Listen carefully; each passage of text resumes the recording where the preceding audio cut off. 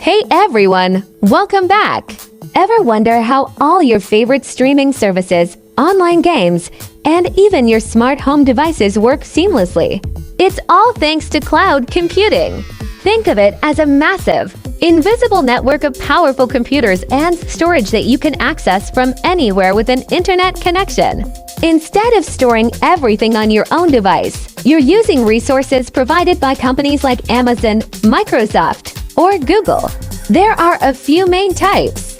Infrastructure as a service, or IaaS, is like renting the basic building blocks, servers, storage, and networks. Platform as a service, or PaaS, gives you a ready-made environment to build and run applications, like a workshop with all the tools.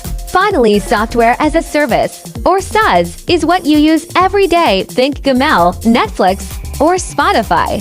You're just using the software, no installation needed. It's a game changer for flexibility and accessibility. Thanks for watching, and if you found this helpful, consider following for more tech insights.